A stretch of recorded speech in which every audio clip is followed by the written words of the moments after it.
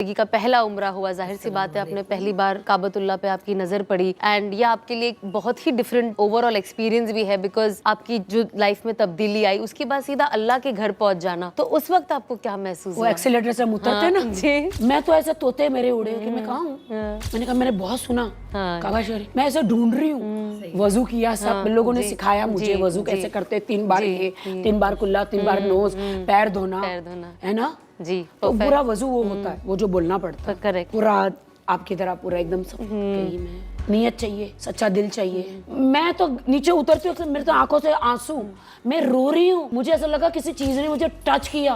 बिल्कुल वो फीलिंग होती है, वो फीलिंग्स, रो रही हूँ, माफी मांग रही हूँ, मेरे साथ क्या हुआ अल्लाह, उस वक्त रो रही हूँ।